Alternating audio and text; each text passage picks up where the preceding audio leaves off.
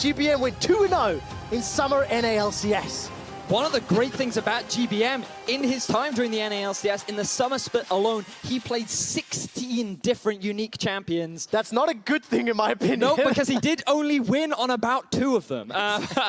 But it's the fact that he's willing to try, and that's what we're excited to see. Oh, you got a participation award at high school, didn't you? That's why you're a fan of that. Ladies and gentlemen, it's Fnatic versus Vitality. Game 3 here in the cross-group play. Fnatic at 2 series wins, 2 series losses, at risk of losing a third. And now we get to see Malzahar versus Xerath in the mid lane. As exciting as this matchup should be, unfortunately, Quickshot, it's 2 mages that just kind of love to farm.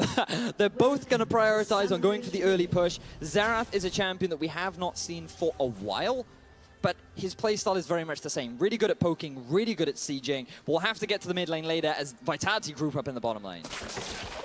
Oh, where's the CC? Nope, got the flash. That's big. That's big. Is. The problem is, Joko is playing a Graves, which isn't great at setting up the early ganks. If there is a slight overstep from Jezis, you could have Nuke Duck punish him, followed by the Deadly Flourish from Steelback. But it's a big question mark. I feel that for now, Vitality are just going to use that as a pressure advantage to just play around Jezis and punish anything that he may do if he oversteps. Okay, so punishing Jezis if he oversteps. Looking at CC, looking at some range. I mean, Cabo Shard with Stand United, GBM with that ultimate, the right of the arcane. He's going to be able to poke down from such a far distance. Keystone Masteries, no real surprises here. Deathfire Touch for Xerath mains out there that may be interested in what Keystone Masteries run. Surprising that he actually did not go for the Thunderlords. The reason for that is actually very difficult to proc it on Xerath. Because of how difficult it is to land the 3-hit combo, and typically you actually don't want to be in auto-attack range, so it may be valuable for the lane, but it loses a lot of value later on into the game. Whereas Deathfire Touch you can make a lot of value out of with the amount of harass that you consistently do, because you're going to go for an early Morellonomicon, you're going to want to get a lot of cooldown reduction and mana in your pool, and the amount of poke and siege that you have is unrelenting. I'm sure you remember the days of Xerath Ziggs, Quickshot? Of course I do. They were my favorite times. And you know, so does Jezis. He was a Xerath Ziggs player back when he was a mid laner for SK Gaming many, many years ago. Actually went to Worlds basically as a Ziggs one-trick. That was what Jez was very well known for. And we'll find out just how practiced Vitality are with this champion. You know, GBM has competitive experience with it. As far as I can tell, in terms of international play, only the 2nd time this year. It was obviously played in CBLOL, as I mentioned. And unfortunately for us, it's a farm matchup. Now, let's touch a little bit on these top lane tanks. Cabo Shard and Soaz. Obviously want to look to impact team fights.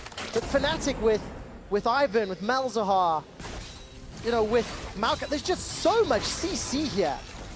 Fnatic have a fantastic teamfight composition when you look at the amount of sheer utility that they have in the form of the Maokai and the Ivern.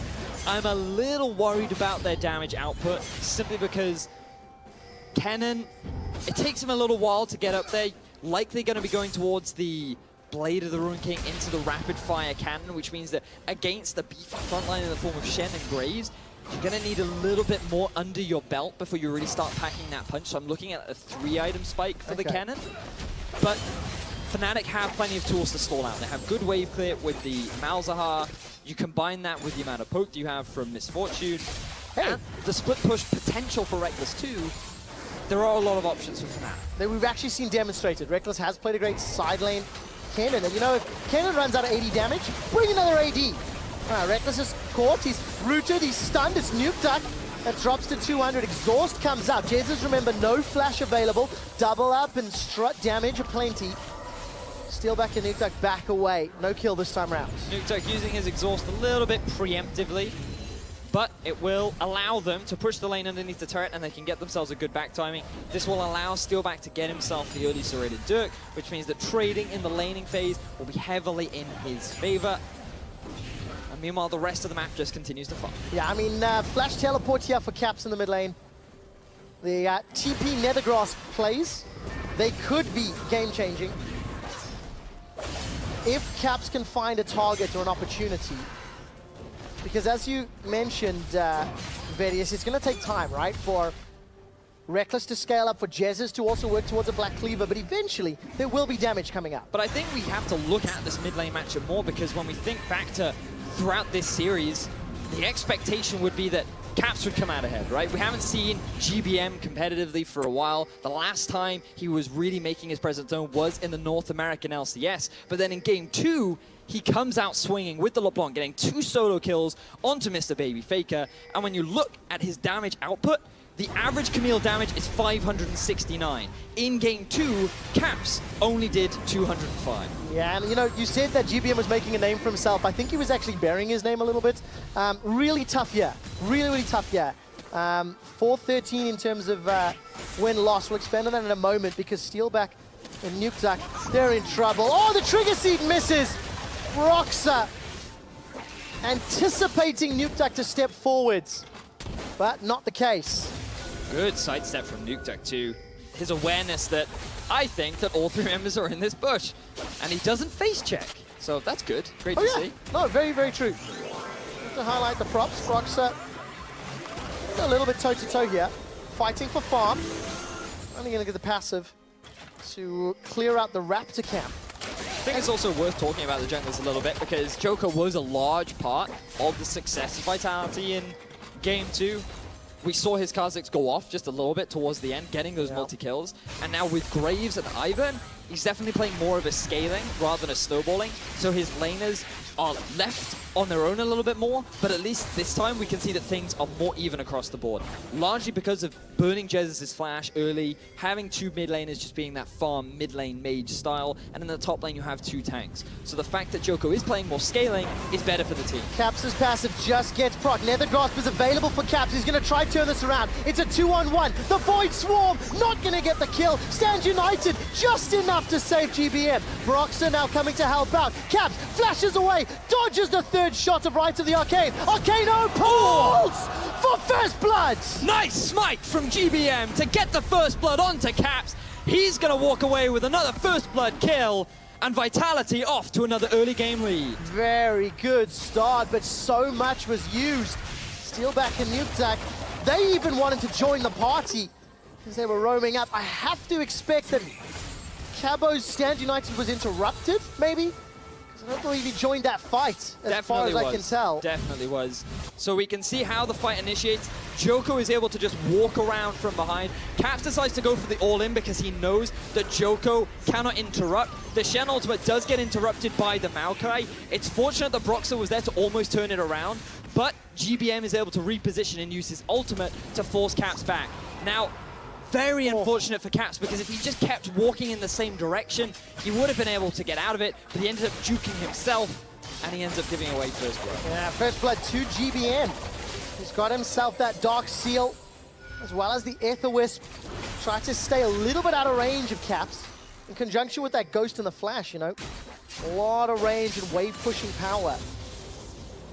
Vitality off to a decent start. Nukeduck is going to have some support from Joko, but Jesus is locked down. The curtain call is firing. And Steelback's waiting for the remaining shots. Number 3, number 4 hits. That will get the summoner heal. Joko's coming down. Collateral damage is available. Joko's going to sidestep. End of the line comes out. Reckless is pinned. Nukeduck gets the kill. Now Joko dashes away. Brushmaker's denying some vision as Broxah's fighting for his life. It's a double to Nukeduck. 2 kills go on to the support, but it's fine because it's Zyra, and Vitality get themselves another great early game lead. Question to Fnatic, is this what Tilt is made of? They're down 1,500 gold before 10 minutes. You would expect that with such a seasoned organization, with such seasoned players, that something like Tilt should not be a factor. And to be honest, I can only give praise to Vitality because they are playing this early game beautifully, not only with a good early roam and gank from Joko, but then transitioning that down into the bottom lane. You can see Joko already in the bottom half of the map, stealing away the red buff. GBM clears out mid and is already making his rotation to the bottom half of the map. Steelback and Nukeduck are just buying time to allow this dive to happen. They have no Shen support, but they also know Maokai can't join the fray, and because GBM is able to join the fight earlier, there is no way they can lose this fight. just really good teamwork and coordination. The fact that all 4 members are able to get out alive just demonstrates how much Vitality alone have grown in this single series. You would not know it was the same team. Looking at the level of coordination. And now, a little bit of kudos here to Fnatic. They have champions that need to scale. They need time to get some items. But Vitality are not giving them that chance. We've looked for 10 minutes at everywhere on the map except top lane. Let's quickly take a look at Soaz, who's shoving Caboshot under the tower. It's even CS. And Soaz is very, very slowly chipping away. And this is where we're going to start to see some impact as Maokai's scaling in levels, scaling in armor and tankiness, and needs to teleport into team fights to have an impact. I wouldn't be surprised if soon we actually saw the bottom lane of Fnatic look to rotate top, simply because their bottom lane tower is already likely going to go down soon, especially if we see more runes from GBM and the potential ultimate from Caboshot, which means that the best move for Fnatic would actually just be trading towers, especially given that the Cloud Drake is on the board, meaning that Fnatic would likely lose that too, but they wouldn't lose too much given the value of Cloud Drake. It's not the most effective.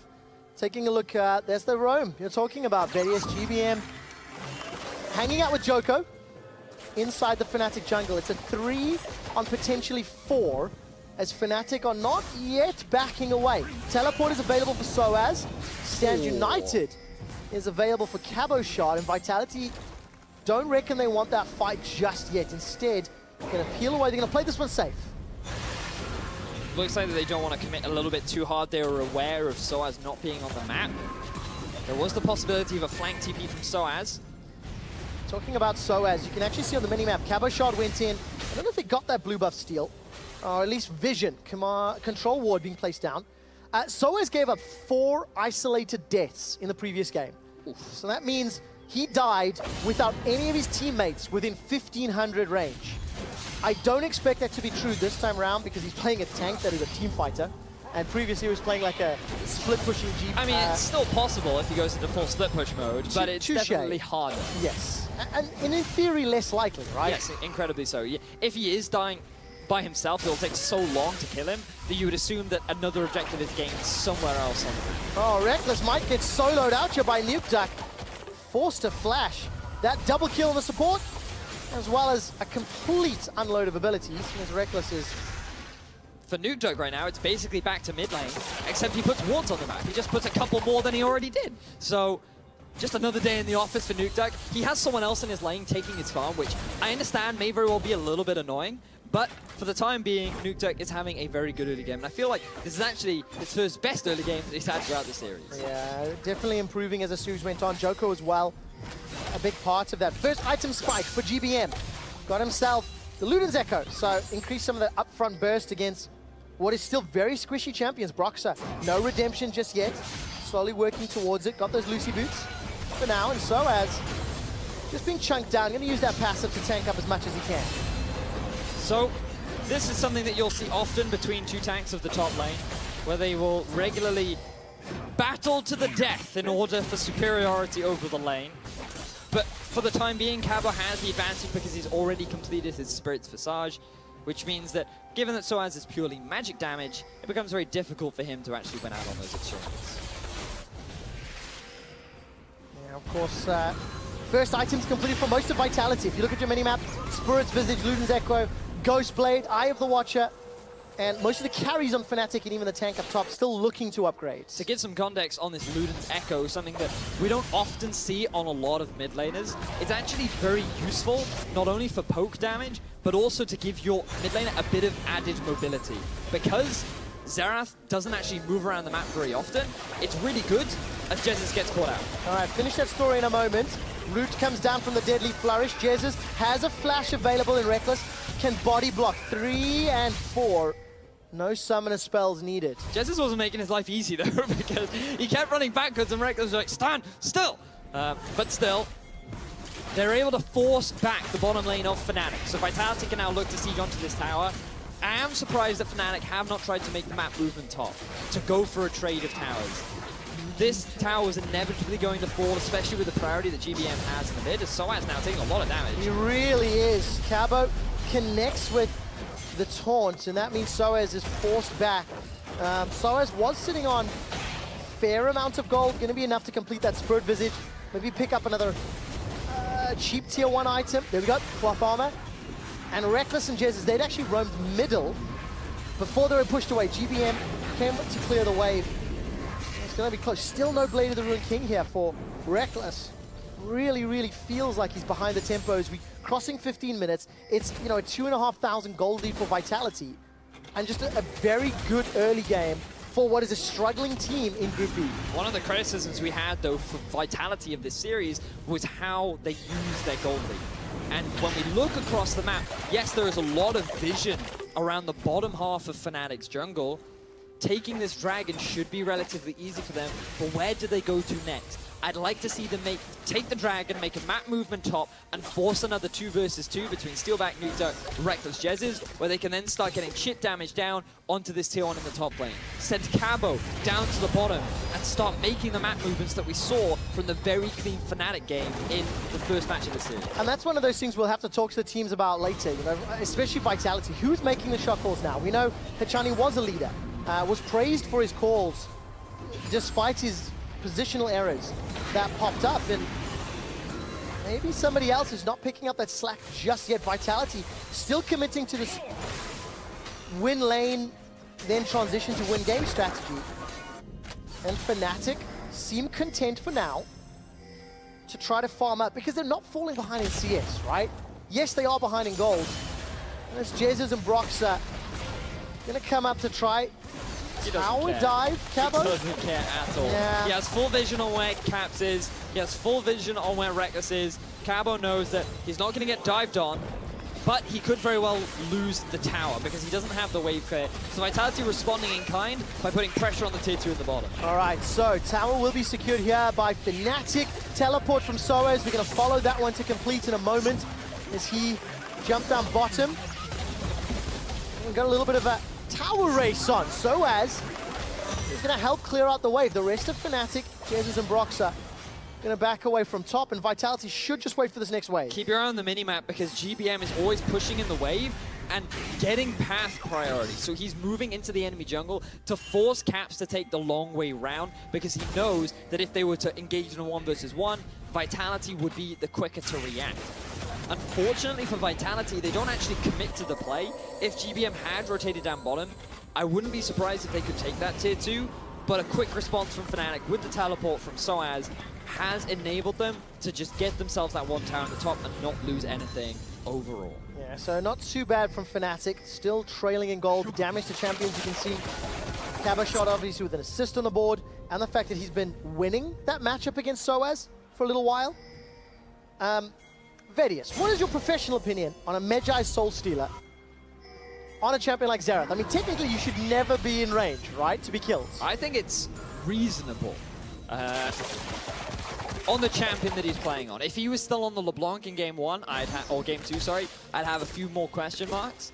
But given that he is playing the Xerath, given that you usually want to be at maximum range, just dealing poke damage and siege damage, it is an acceptable purchase, assuming he can get enough stacks to make it worth it. I mean, Vedius, looking at Caps right now, he's behind in CS, right? He has teleports.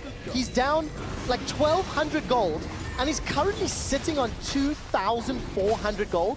This mid lane Malzahar, not to the level of farming or mechanical expertise that we're used to seeing. So not only does Vitality have a gold lead, and Caps is behind, but he hasn't spent the gold that he's earned, so his combat effectiveness is even lower. Problem is he doesn't get an opportunity to do so because if he backs, that gives GBM so much freedom to move around the map. And with a Shen, that is a very dangerous possibility for Fnatic, given the strength of GBM's ability to siege. Look at the positioning of Soaz on your minimap. He is hanging around the Raptors. He wanted to go for a flanking opportunity onto GBM, but given where the position of Joko is, they don't know where the bottom lane is of Vitality. Fnatic have to disengage and they return to farm. My biggest issue right now for Vitality is they are sticking to standard lanes. They need to move more around the map. Send your bottom lane up top. Put some pressure on that tower because you're not going to gain anything just continuing to farm. Yeah, in actual fact, Fnatic are clawing back this advantage, you know? 2,000 gold to 10 minutes is way more sizable. Blade of the Ruined King has been picked up by Reckless. One day, Caps will be allowed to spend that gold. Getting close to 3,000 unspent, and Jesus is also going to back away from the mid lane. You should be able to clear this and go back. Okay, should be able to. Blue buff going to be donated here to GBM. And Joko, a very good performance. All right, finally. Caps recalls from lane, and Soaz continues to put pressure up top. It's 1 tower to 1. It's Vitality not necessarily playing super proactive on the map, but they've got advantages. They've got champions that are ahead, itemization-wise. And when it comes to team fights now, do you think Fnatic's composition has the edge? If it was a full 5-on-5 team fight, I would give the slight edge to Fnatic. Let's see if they can make it happen. All right, if it were a full 5-on-5, GBM's flash will bring Soaz to the front line. The vengeful Maelstrom buys so much time. It's Broxa that has slain GBM, and Reckless is on the board, cutting down Nuke Duck. I'm glad I said Fnatic just before that happened, because they were able to cleanly win that fight with 5 members to the 3 left of Vitality. There is still a jungler up for Joko, but Fnatic want to try and rush this Baron. Cabo shots teleporting into the pit, and Joko's got smite available. Sapling toss will provide vision. Curtain call will put damage down. This could be a 50-50. Follow Joko's HP. Baron down to 3,000. Jesus is already dead. Cabo's forced out of the pit, and Fnatic, they're slowing down. They're stopping. Malefic Visions burning down onto Baron. Joko's locked. Joko's killed. Fnatic should have this one secured. It is taken by Broxa, and Fnatic cement their lead. They certainly do quick shot, and what a way to do it. Winning a team fight that isn't quite over yet. Now it's over. Fnatic walk away with the kills, GBM. 2 for 3. He'll take that one. But Fnatic getting themselves the Baron, making such a decisive decision to go for that objective, will now give them the gold lead and will work perfectly for making up for the early deficit that they were forced into. Oh, such a fantastic play. So how does this get set up? Soaz just walks down. The thing is, Vitality are forced into this choke point where Reckless can come from one end and Jesus is free to stand on the back. When all 3 members, or 4 members even, of Vitality are forced into a choke point like that, it just allows Fnatic's immense crowd control and immense stacking damage to just wreak havoc on Vitality's team composition. When they go for the Baron, Soaz's positioning and play was incredible. Watch how he just positions himself at the edge of the Baron pit to just stir away Joko. He has full vision, he knows he can get the collapse, and he's even able to get the outplay simply because, remember, the Baron debuff reduces magic resistance for each stack, which means that Maokai gets additional damage, enabling him to get the 1v1. Really good play from Fnatic, and you know, it all stems from Vitality not playing the map. Steelback was down alone in the bottom lane while the rest of his team was grouped up in the mid. Maybe overextended, maybe they didn't need to be that far. Maybe I shouldn't be the one making those calls, but Vitality did, and Fnatic collapsed on them. All of a sudden, Fnatic claw back the gold deficit. They've got Baron on 4. Hurricanes picked up for Reckless, and they're now sieging in a turret bottom. They can peel backwards to the middle lane, and GBM has to be very, very careful here. The problem for Vitality is their composition is purely built around poking, sieging, not going for these full-on 5v5 engagements. But Fnatic have themselves a composition that make it so easy to force the 5 versus 5 fights. And this is where Vitality is struggling because they don't entirely know how to respond. They don't have good disengage tools other than the Zyra ultimate. And even though Fnatic suffered an early deficit, the fact that they were able to find that big mid-game fight is what's now enabling them to just steam through Vitality. Oh, I love seeing the team blast cone. 4 members of Fnatic hop over the wall, skip towards the turret, and Daisy leads the way to drop the 4th of the game. It's only 25 minutes in, and Fnatic cementing their lead. Steelback again. He was pushing the bottom lane. Joko's locked down with a nether grass. GBM's trying to fire from the back line. Stranglethorns knocks up a lot of Fnatic. Reckless is down before he can do anything. 1, 2, and 3 with Steelback. That's a lot of damage onto Fnatic. They lose Caps and Reckless. You have to be careful if you're Fnatic, because while you are certainly ahead of Vitality, they are not weak. They did not have a bad early game. They have still picked up a lot of their core items, and their damage cannot afford to be underestimated. So when Fnatic tried to commit onto that tier 3 turret, they ended up paying for it. Yeah, paid for it with 2 lives. Good knockup from Nukeduck's Zyra. Here's a replay of that setup. So you can see how they go for the dive onto Joko. Yes, he ends up losing his life, but both GBM and Steelback are in prime positions to get all this free damage off on the backline.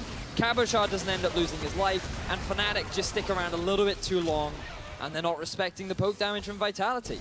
This is the strength of Vitality's composition, though. The amount of wave clear that they have, and the sheer amount of poke is the strength. And if utilized properly, will make it very difficult for Fnatic to force these fights. I think it's crucial to note Vitality did not lose that turret. Their base still remains turret full. They have a base. Turret full. There we go, turret full. That's what I'm gonna go with. And Fnatic need to be a little more careful, because as much as Vitality's got this like poking, somewhat sieging comp, albeit not the greatest at killing towers, for Fnatic, it's also very difficult. Short-range ADCs in Kennen and MF, they have to step so far forward to get those towers down. That's very, very risky. Certainly is. But now the game slows down. Notice the difference, though, between Fnatic and Vitality, where when Vitality had a leading game 2, we had a lot more downtime. We had a lot of thinking as to what was going to happen, whereas Fnatic are always moving around the map. You can see top lane going to be pushing towards Vitality's base. Mid lane is being dealt with by Caps. Bottom lane rotation from Fnatic back into mids. They are just making so many more moves to put more pressure on Vitality. Yeah, watching, Fnatic and Vitality this series, there we go, GBM's caught out, Soaz came in from behind, flashed over the wall, GBM's down, all the Maelstroms together, crush Vitality, they've lost 3, Joko forced to flash defensively, and Broxah, the only victim of the Fnatic squad. Clean team fight force from Fnatic. They lock down GBM, he doesn't have the mobility to avoid that engagement. He does not have the Zhonya's Hourglass, which I feel would have made a big difference at this point in the game. And instead, Fnatic come out with not only a teamfight win, but their first inhibitor at 27 minutes. Yeah, and Fnatic, they've just showed they can play the map at a higher level. They've punished Vitality when Vitality was slow or maybe over eagerly trying to defend. Flash over the wall from Soaz, sets up that previous fight. And remember, Jesus, he can run at a mile a minute, strut in those heels. It's hard to hit that with the Jez's ultimates. It certainly is. Props to Jez's for being able to avoid that and come back from what was a very early deficit. But you can see Soaz, even though the vision is denied, he knows exactly where GBM is. They go for the hard commit combination with Broxah and Soaz. It doesn't matter if Broxah loses his life, because you have the follow-up utility from Reckless combined with the utility from Caps, makes it so difficult for Vitality to disengage from an already engaged team fight. All right, we're approaching 30 minutes into the game, and if you'd asked me at 15 minutes who would win, it felt like Vitality. It did. They had a 3,000 gold lead, and Stats team has buzzed me and informed that if Fnatic win this game, it will be the largest comeback of the Spring Split 2017. And largely in part because, Bedius, as we talked about, Vitality, how do they use that gold lead? Not as effectively as potentially they could have. The thing that we do have to say, though, is that Vitality have looked better. When you look back at their game 2, yes, they have struggled to capitalize on these objectives, but players aren't getting caught out now. They're not making silly mistakes. Game 1 was definitely rough for them. They got punished hard for drafting limitations. Oh, okay. Right to the arcane. There's 4 shots available. 1, 2, 3. Where's the 4th? Not going to be enough. Jesus survives with a strut and a flash. He ran real quick.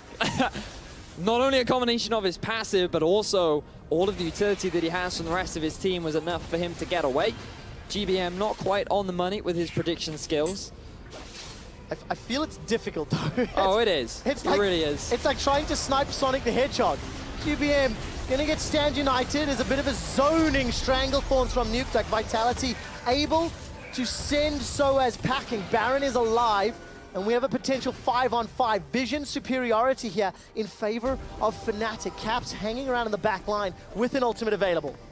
Note the difference in ultimates available, because Fnatic have 4 ultimates up. Soaz is about to come offline. Joko doesn't, Cabo doesn't. Joker's getting caught. Yeah, he has a lot of damage. He's going to use the QSS, but will get run down by the Swarm. Soaz is able to teleport in behind Vitality, but it's Soaz taking the damage. Re-engage with the Twisted Advance, and it's going to be a decent slow and silence, rather, onto Vitality. It ends up being a 1-for-1. Joko dies in the back end while Soaz's teleport cost his life. Fnatic can still use Daisy to tank up the Baron. Vitality, they have no smite available. And look at the positioning of Steelback. I don't know if Vitality can respond in time. No, it's going to be another potential big fight. GBM's coming in. No ultimate available to him. Reckless still has got that slicing Maelstrom. Baron is being dropped down. 1900 hit points. Where's the smite? We're looking for the burst. Secured by Fnatic. Now the fight breaks out. Reckless is running away with the slicing Maelstrom. It's just timed out. Broxah targeted and rooted and taunted by Cabo Shot. Reckless with red buff, looking to kill Nuke. Nuke forced to flash away. Here comes another TP. It's Caps in from behind. Cabo shut down, and GBM, that orb was shocking but not stunning. And Caps' passive saves his life. Run, Reckless, run! Gets the kill onto Nuke. Nuke trying to pretend that he's a plant, but Reckless walks onto him and thinks, oh, a plant I can use to help catch up to the support. Ends up killing him anyway. Fnatic get themselves the Baron. They're working their way into the base of Vitality, and with 2 members dead, I don't know what they'll be able to get. No, it feels like the final push here. Joko caught out by Caps, and it was a slow start for Caps' Malzahar. A lot of questions to answer. For Fnatic and Vitality, Joko uses a QSS once more, but the army cuts him down. Those Voidlings hurt, man. And GBM's right of the Arcane once again unable to pick up a kill. Soaz is able to join the rest of the Fnatic squad with the super minions, but Fnatic unable to close out. It looks like the inhibitor about to troll Fnatic and send them away. Good awareness from Fnatic to move back once the inhibitor was respawning. Caps, oh, really good positioning from him to just be on the flank so that when Vitality come to check the Baron pit, they end up getting collapsed on. Joko goes down. We mentioned it earlier on, when you lose your smite, it becomes very difficult to try and contest that Baron. And this is where a lot of the ultimates were used earlier on for both GBM and Steelback. Yes, they ended up losing Soaz, but fortunately you have Daisy to act as that 5th man, so you can then make your way towards the Baron. Now this is where Vitality, a part of me feels that they didn't think that this would happen because Steelback goes back. If he'd been closer to the fight, maybe they could have done more, but it is very difficult to say, especially when you have no real room to steal away that Baron, especially with no vision. Yeah, especially with no vision. Broxah, another good smite at the end. Obviously no smite to contest, but that's the second time there's been a fairly chaotic Baron fight. And some kudos to Broxah. The teleport to the back end here from Caps threw me for a loop. Forgot that he had that summoner spell. I was like, but so is TP'd, I don't understand. And obviously Reckless is just going to run down Nuke. If I stand still, does he think that I could just be another part of the jungle? No. No. No, he does not. Nevertheless, looking at how Fnatic close out this game. They have the Baron buff. You can send your Maokai up top. His TP's about to come back. You can even send Reckless up top if you want. He is pretty strong right now, has completed the core of his build, and should be able to force anyone on the side of Vitality out of lane. You can then have the rest of Fnatic group up bottom while the mid lane slowly works their way in. Yeah, but you got to look back. You know, Fnatic, they came into the series with the substitute, as did Vitality. Questions around the performance. A near flawless game 1 for Fnatic. But then I think now more questions around the drafting, right? ADC Kennen, Malzahar mid Camille into LeBlanc. I think it's going to spark a lot of debate and a lot of discussion around, is this what Fnatic should be doing? A part of me feels that Fnatic's draft is very much about, let's deny, ooh, Broxah. A lot of damage onto Broxah. He might actually go down from this one. Used everything. Curtain Call tags him as well. GBM gets a kill credit, but it's a supporty jungler for a tank. Caps, dodges and ducks and dives and gets out to the right of Arcane. Arcano pulses so much range and poke. This is what Vitality's comp wanted to do. They have so much wave clear, they have so much harassment. Nuke gets caught. Yeah, he does. Reckless is looking for the kill, but he's forced to run away. Takes a lot of damage from GBM. Remember, the inhibitor spawned in the mid lane, so Fnatic, again, over eager, you know, pushing too far forward. Also, though, you have to respect the way in which Vitality played that. They have a lot of single target CC that if one person oversteps, they quickly catch them out. Broxah gets caught, he gets nuked down. They do trade it for Cabochard, but the play here from Broxah isn't necessarily the wrong one. He's trying to get vision. He ends up getting caught out. They are able to return it down onto Nukeduck, who's sitting on the or Cabochard, sorry, who's on the front line. But then the harassment coming out from GBM just forces Fnatic back. And this is a window for Vitality to actually stall, because Fnatic, so far, they've been able to get that fight mid lane. They've been able to draw Vitality out towards the Baron to fight. But now, Fnatic don't have a Baron buff. Fnatic don't have an objective to force Vitality to fight for. So Vitality can sit back, they can farm, and they can just wait. Because if you get a 6-item Xerath, I do not want to be the guy that's playing up against that, because it becomes near impossible to siege and deal with the amount of poke that this guy can throw. Well, that just increases the value of Baron buff, doesn't it? You know, mitigate some of that magic damage. That can be going down. Fnatic have got themselves a Guardian Angel for Soaz. Gone over 35 minutes more about Mortius, now completed for Reckless. Fnatic continuing to sort of scale up into this game, but it's a 6,000 gold difference. Elder will be up in a few minutes' time, but it doesn't feel like Elder's the objective Fnatic need. It really feels like that Baron is what will help them break open that base once more. All Fnatic really need is an objective to force Vitality to come to, right? So even if Fnatic don't get the Elder Dragon, as long as Vitality come out of their base and we're in a position where Soaz can maybe get a TP flank, Caps can get a flank, where they can actually just get the collapse down onto Vitality, that is the situation that Fnatic want, because they don't want to sit around and allow both Caps and GBM and Steelback to get all this poke down. I mean, look at the vision, right? Fnatic have got a lot of wards on the minimap, but Caps was stood right on top of ward inside that Grom pit, just walked past another, so Vitality fully aware of Caps' ability to nether grasp somebody down. Baron is up in 40 seconds and Fnatic peeling away. Gonna try set up around that particular objective, and Vitality can afford no mistakes. I'm looking at blue trinkets. One of them is available for GBM and he's just dropped that down. And we need to keep an eye. Where is the vision? Vitality can't afford to face check. If you toggle the vision, observers can take a look at that. You'll see how little information Vitality have to work with, and they've got to be so careful around these objectives. But also look at where Reckless is moving. He's now in the top lane. Remember that he's now in a position where he could actually 1v1 anyone, especially someone like Cabochard, who has focused more on magic resistance than AD. They have been pushed up mid. They know Vitality have no vision. They're just going to rush this down. Vitality have no idea. They are too late to the party, backing away. Seeing Vitality pings on Elder Drake. This could cost him the game. Fnatic, where are they going? All right, peeling away from Fnatic. They're making their way up to top lane. Now, if Vitality can get the Elder Dragon, this is actually very good for them. Remember, they have a lot of poke, they have a lot of wave clear. That is damage that Fnatic cannot afford to ignore. Yeah, but at what cost? Their base is at risk of being lost here. Recalls coming up from Vitality. The rest of Fnatic gonna knock on the inhibitor turret in the top lane. Cabo, the only man up top for now. Banshee's Veil is popped. Curtain Call is gonna tag onto Broxah. Where is GBM? I'm looking for the right of the Arcane. He's tagged 3 for 3. The fourth shot is flashed away from, but the tower has gone down. Soaz is engaged. He teleported in, stunned up by the shocking orb. The inhibitor is the target. Vitality are running away. They can't find the fight because they need to poke.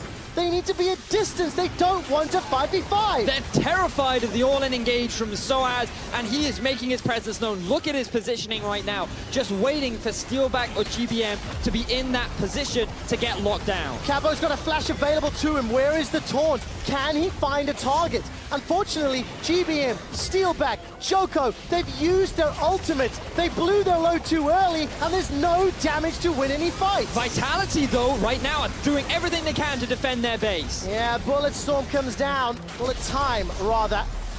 And 2 inhibitors fall. Fnatic they're just running circles around Vitality. The biggest problem for Vitality was that the Elder Dragon hadn't even spawned yet. If they could have just rushed it down, went back to base, that might have just been enough damage to trade back against this Baron-empowered Fnatic lineup. They couldn't get the objective, they couldn't stop the siege, and now Fnatic are in prime position to get the Elder for themselves. Yeah, look at the minimap. Vitality, they can't contest. They can't win a team fight. This is composition that there is no room for error in terms of playing the map. When you need to siege, when you need to poke, you need to be that really tall guy in a boxing match that holds the short guy's forehead. Yeah. And never lets him punch you, you know? Yeah, I think that's a great example. Something that hits the home a little bit too personally. But moving forward, no, I'm kidding. I'm a pretty tall guy.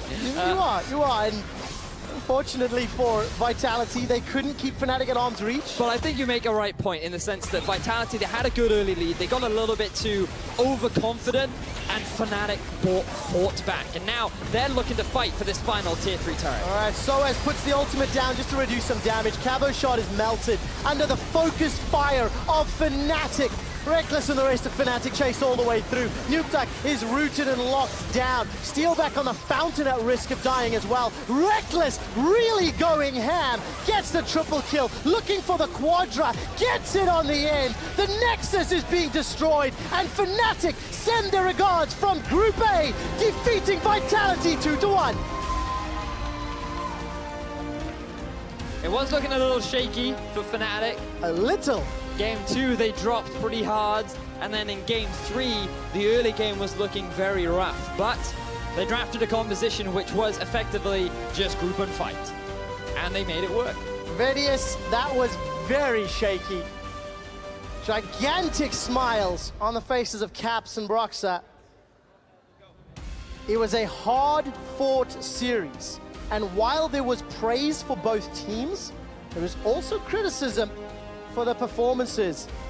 Fnatic shaking hands of Vitality, and look, there's some hope here for Vitality. There certainly is. I am very impressed with how quickly they improved throughout the series. We have to respect the fact that as a team, they haven't had much time to practice with this new lineup. But from what we have seen so far, things definitely look pretty promising. It is, and like, you know, you have to step back. I threw in the Group A and Group B stuff at the end of that game. Fnatic ranked 3rd in Group B. They came, Group A, they came into the series 2 wins, 2 losses. It was a 4th placed Vitality at 1 and 3, and this was a competitive series from 2 teams who are still struggling in the sprint split. Numbers 1 and 2 in both respective groups, this being G2, Misfits, UOL, H2K, really are looking like the 4 of them are in a class of their own right now. They certainly are. And we have to wonder how much of that comes down to the team's environment, their scrim schedules, their practice, the ways in which they're investing into preparing for the LCS, because so far the top 4 teams seem to have it figured out, right? They seem to know exactly what they're doing coming into each week, how they want to play these games, and it's just question marks a lot of the time for teams like Fnatic. We had big question marks in Game 2 in particular with what are they drafting? Why are they going for something like this? And what are they doing in game? Why they're overextending so much against the Kha'Zix? And it's one thing to say time will fix issues, right? But a part of me also feels that maybe teams get a little bit too reliant on time, and unless you put the effort into the time that you are given, you don't necessarily get results. I think that's very important to note, because this is now week 4, right? There are only 10 weeks of regular play. There are only 13 best of 3s. And Vitality are currently sat at 1 win, 4 losses. You know, they are running out of games to claw back possibilities. And when you're sitting in that 4th space spot, yes, you are safe. You know, 5th in the group goes to promotion tournament, 1, 2, and 3 go to playoffs. Those are the sweet spots that you have to be aiming for. And these are the games that are actually even more important than the regular group games too, because this is the only time that you'll play your team, these teams once. So if you can get the points here, then you definitely should. You have to be getting those wins, and that is something that Fnatic did. Take a close look at how they did it. Let's talk to their mid laner on stage with Pyra.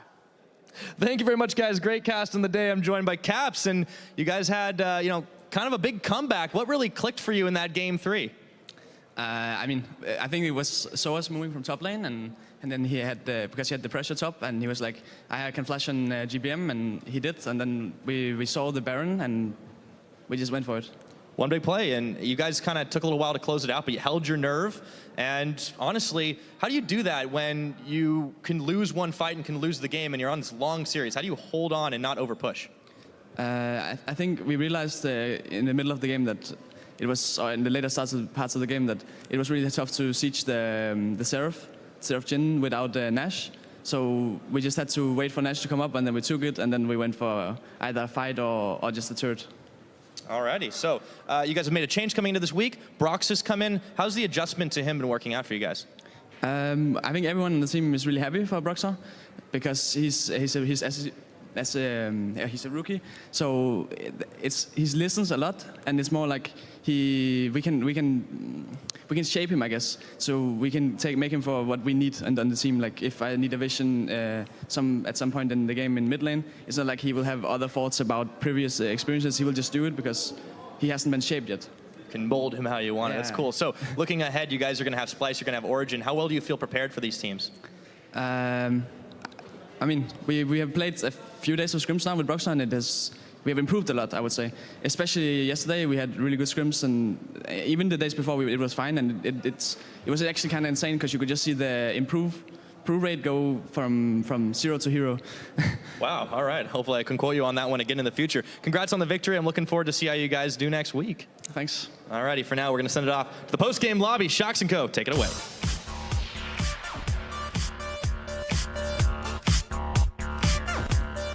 Thank you so much, Pyra and Caps, and welcome to the post-game lobby. Indeed, still joined here by Memento and the Fish Show to look back on the games today. Of course, starting with the series that just ended. Fnatic, they pulled it out in the end. They take the win over Vital. What are you giggling about? No, I just like this series was.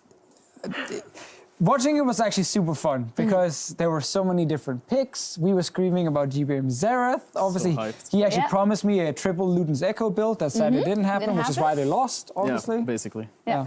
All right. Well, all in all, I thought it was quite interesting to hear Caps also saying about Broxer. Oh, yeah, you know, the rookie that we're going to mold, and he's a rookie himself. You're a rookie yourself. You're 17 years old. Yeah, but it's I think it's cool. It's a cool sentiment. He's obviously very happy that they managed to pull out the win, and I want to talk a bit later about Vitality as well, because I don't think they should be too unhappy with this result either after a double swap. But let's focus on this third game, especially the fact that Vitality actually was in a pretty good position to win it. It looked awesome if you're Vitality. Like, bot lane, took tower, GBM got early kills on the Xerath, who would scale into a late game monster. We were like, 3k goal lead, I believe it was. Like, this game, you know, it looks over. Like, Kennen is not going to do anything in late game team fights. Fnatic, they have to pull some miracle. Yeah. And mid-game team fight happened, sadly, for Vitality. Yeah. But it's the same problem that Vitality have been having this series. They just don't know how to actually pressure the opponent when they get a lead. They don't get any objectives. They don't get the towers that they need. They just like keep laning and they just don't actually do anything. They don't deny even Broxer his camps. Yeah, as we saw there, gold lead non-existent, and then we see a spike all of a sudden because it's a team fight that turns everything around and says, Fnatic, the game is yours. Yeah, and this is such a shame because, first of all, GBM, if he actually saves his flash instead of flashing where swords can follow him, he can then either flash over the wall and be safe, or maybe even have a better positioning with the Shen ult when he joins. But also, if you look at the minimap, super quick, Steelback was still sitting and farming in the bottom lane. Yeah. So it's a good engage from Fnatic, but it's one of those situations where, like, how do you have zero vision on that side as Vitality so you don't see the engage happening and you just get so surprised because this actually turned the entire game around? Yeah, the game was basically over after this. But Fnatic could have actually... But to be honest, Still back, we were actually talking about if he could maybe have done a little bit more here, but... I mean, yeah, he could actually flash in there or go for a hero play, like... Because at this point, if they get the Nash, they're probably going to snowball the game and actually win it. So I don't see any... I mean, you got to actually have some courage and actually do something. Yeah, I think so too as well. Like, they were clearly trying to stop the Baron, but no one was actually like fully committing other than Kabashat, who taunted in. Steelback was full HP. Yeah. Caps was outside with very low HP on the Malzahar. I think maybe you could have been a bit more aggressive, but you shouldn't have been there in the first place because you got caught in the mid lane, which obviously was what cost him. And we heard Caps just say this, and we talked about it as well, like, against Xerath, you're never going to get a turret. You're never going to siege a turret against him. So if you don't get a huge advantage early, or you start getting like Barons or Elder Drakes, I don't know how you're going to like start getting a big goal advantage through turrets. You can also rely on your opponents doing interesting build paths. And Memento, you were quite frustrated about Joko and his Graves and his build specifically, knowing that lethality is pretty strong. What would you like to have seen? I mean, I kind of like the QSS. It makes sense. It's against Malzahar. You don't want to get caught. But the Steric Edge did not make any sense.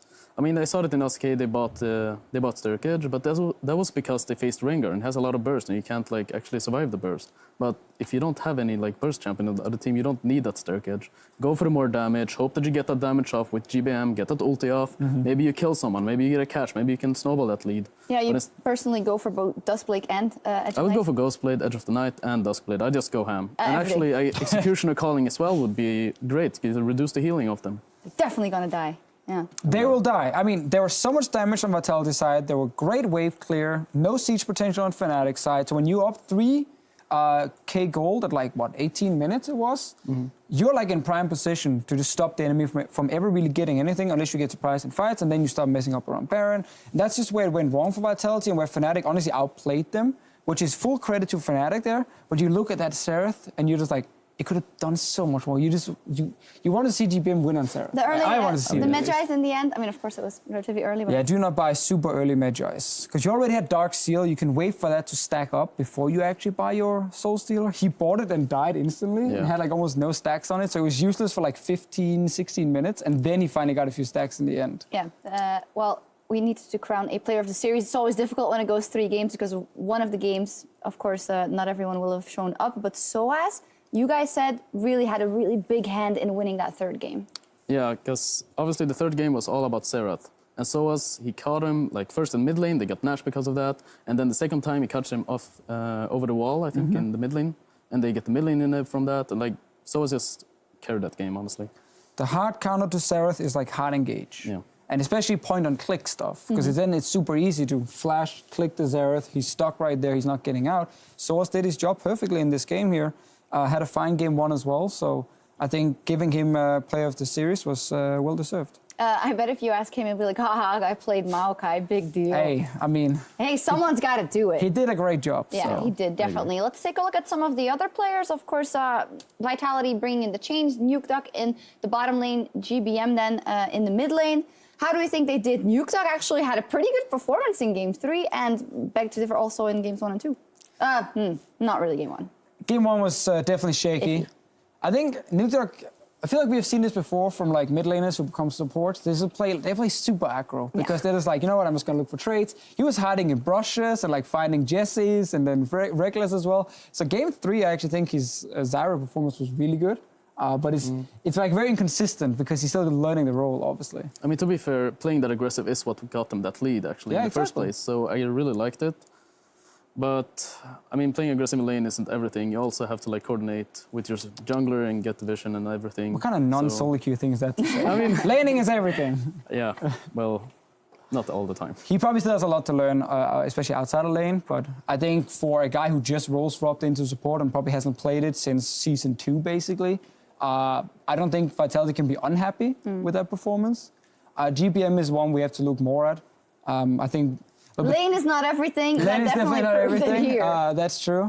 I mean, Vitality needs GBM to be really good if they want to start winning games, especially against better teams. But GBM needs to show, like, over multiple games if he can actually perform at a high enough level before we can say that he's a good mid laner just yet. Yeah, I mean, the fact that he picks Xerath, do you think maybe naturally there are some champion pool issues here? I mean, to be honest, he was playing jungle before. Like, he's been playing jungle for, like, the whole off-season. And now he just plays mid lane. And to be honest, I kind of want to see more Xerath. Xerath is a nice champion. They can stall out games very long. It can. I mean, we also got to see a weird mid lane matchup with Malzahar mid against Xerath, like kind of old school. And it's a good pick into Malzahar, so it made sense for him to go for. He's been spamming it in solo queue, you said as well. And it's an old comfort for him. Like, he used to be known as like the Xerath god, basically. So I'm not surprised he picked it. I think the guy also can show all the champions. We just have to give him more time. Yeah, that's plain as well. I thought it was interesting that beforehand we asked, like, well, if you were the coach of Caps, would you keep putting him on these aggressive champions? He'd go, Malzahar! Don't do anything for 30 minutes. But still died, actually. But then with the team, I mean, this must have been a good exercise because then with the team, they did manage to win. And the Kennen, you guys weren't happy about it, but it worked. It didn't really make much sense. No? Honestly, I would rather see a Caitlyn or an Ashe. Actually, with Ashe, you can actually pull the trigger against Xerath. Agree. I don't think Kennen had any impact in the game specifically. We know Reckless likes to play the split push Kennen style, and I can definitely see it against uncoordinated teams. It can be super annoying to deal with, but there were other AD carry choices available that probably would have been better in this case here. But because the team fighting with the Maokai into Xerath was just so effective, it actually didn't really matter. All right. Last words about this series. Where do you see Vitality going? Where do you see Fnatic going if this is the lineups that they keep Memento? That's actually quite hard to say, because Vitality obviously need more time. We didn't really see that much from them today. But I mean, there are some good points, obviously, like some positive things, how they actually got advantage. They just need to learn how to actually use them properly. But Fnatic overall, they looked really good in macro-wise, at least the first game. So I think they might actually maybe third place. Nah, just kidding. We're going to be third place, of course.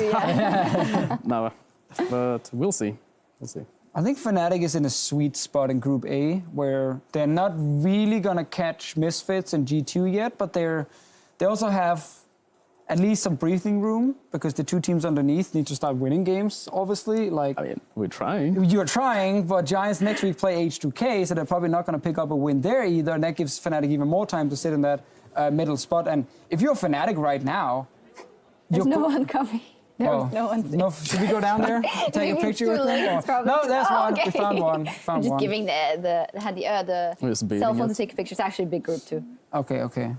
Yeah, there you go, guys. We just play by play the fan meets downstairs. And the handshake, he nails it! Oh my god. Anyway, Fnatic, they're going to make playoffs, but not because Fnatic are going to be as good as Misfits and G2, but because Giants and Rocket are not going to catch them. I don't know what you're talking about. Like, I'm just saying, that's why they're going to make playoffs. You're insane now. Well, let's talk about some other teams. You mentioned the Misfits, and they went up versus Splice today, which we anticipated to be a really good matchup, but it was a clean 2-0 for the Misfits. And this guy, he went absolutely off. Memento, still impressed by what he pulled off today. Kakao PogChamp. Yep. He played extremely well today, actually. Yeah, he did. 2 games leads in, didn't care about your Kha'Zix, or well, Splice's Kha'Zix, because Trashy didn't really offer anything in the series. And man, Splice, I had my rant, I was mad. You're disappointed. I was like, come on, you stuck together, the same team, how do you have synergy issues? It just doesn't make any sense. So, I actually asked this question to Memento earlier when you guys were casting, the fact that they actually are showing some of the same problems that they did throughout the entirety of last year, which is the not so good early game, but then they had the ability to fight back. Trashy's not completely dominating the early game, so... But they lost the ability to fight back. That's it. Like, they're playing worse macro late game than, like, other teams, especially Misfits in this series. So once we got to late game, we were trying to build up this, like, hype little thing being like, all right, this is the comeback time for Splice. This is like 2016 Splice. This is now the kick it in gear. They out-rotate Misfits. They out-team fight them late game. It's gonna happen. And then they lost every single team fight and got caught a few times and lost the game instantly. It was like, okay, well, you're not even better late game now. And that's where we just see this team struggle against the top teams. Memento was also saying in the beginning that you were very impressed specifically in terms of vision, and what Ignar is bringing to the Misfits team has been huge. Well, I think Ignar's been doing a really good job lately. Like, he's actually... It's really hard to actually carry a support, but this guy, he proves everyone wrong.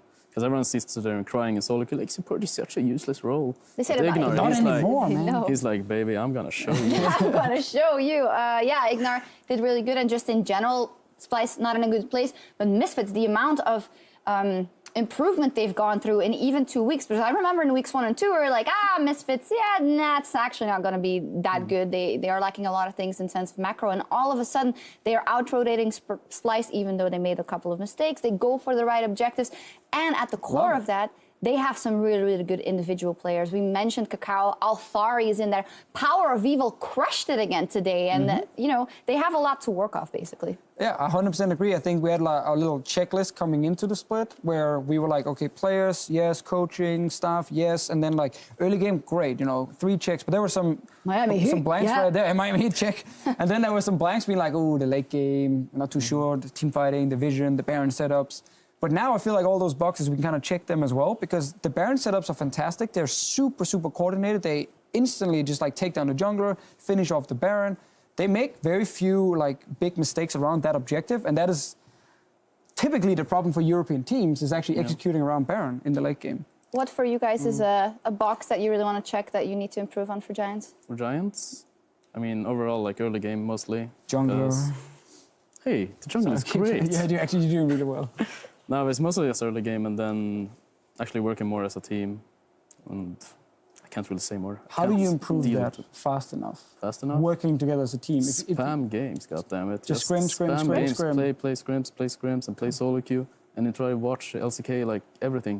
Yeah. Yes, And if you just really want to talk. improve, you have to work hard. There's no other way around it. Yeah, of course, and play scrims with the right mindset, I think, is that something we have heard a couple of times from Europe in the past, that maybe scrim culture, if you just start losing and you quit and you give up, that's not good. You got to try and fight back from every situation. I mean, there are some games where you get like 5-6K behind, like after 10 minutes, then they're not really worth playing. Or if you get like cheese level 1 in scrim, and then you like get GG behind like won it. 3K or 2K, you know, or 2K, like that early. Oh, it's everything not, now. It's 1K behind, 2K If you get behind, 3K behind. Okay, we get behind. That's what I'm trying to tell you. All right. Well, after today's matches, let's take a look at the standings. First up, Group A, still the leaders G2, 5-0, and Misfits now very steadily with 4-1. The Unicorns of Love and H2K are 1-2, and then Splice is still number 3. Giants in 4th place. So, Group A and Group B. From anything that we've seen today, can we say that one group is slightly stronger than the other, or that one group's 1 and 2 are slightly stronger than the other? Wait, I made that difficult for no reason. Is Group A stronger than Group B, or the other way around? See, I thought coming into this week, Group B would be stronger. Now, I actually think the groups are super, super even. And it's kind of the same setup where the top 2 teams in each group are a step ahead of the other teams. And they're very close, all 4, like H2K, Misfits, G2, Unicorns. Fnatic, Splice both have like a few positives, or some positives, but also like a lot of question marks. So I wouldn't rank like Splice above Fnatic specifically. I think they're probably very even. Yeah. And then the same, like if you go further down, like I think you guys will probably beat Vitality right now, but not by like a landslide. It's not going to be a 2-0 stomp or anything. So I actually feel like the groups are pretty even at the moment. So whoever drafted here did a fantastic job splitting up the teams. Yeah, the teams did. The teams did. So Yeah. they did a great job. All right. Do you agree? Do you agree? I do agree. Great. We do agree that the teams did a great job. Yay! All right. So for us, we will be back tomorrow at 4 p.m. Central European Time. Be our final 2 matchups of the week: H2K versus Roccat and G2 versus OG. And if you're still hungry for more League, our friends across the ocean at the NALCS will begin their week at midnight local time. Cloud9 versus Team Liquid, followed by Immortals versus Team Dignitas. We're Quick definitely predictions, saving, guys. yeah. H2K Roccat and G2 OG. Yeah, Oh, it seems we're pretty saving the straightforward. close games here for last, Yeah. I feel. As I asked the question, I thought it was a bit obsolete. I'm going to go Roccat and Origin, just for the opposites. I mean, I hope Rocket loses. So. Yeah, for I you, think much they maybe probably will. better, of course. Yeah, so technically you're probably cheering actually for both H2K and G2. Yeah, basically. All right. That's a good spot to be in. Thank you. You're probably so- going to be happy tomorrow as well. So. Yeah. Thank you so much for joining us, Memento. Thank you as well, Officio. Thank you for having me. Time for us to log off for the night. Thank you very much. We'll see you tomorrow, 4 p.m. as we conclude the first week of cross-group play. Have a good night.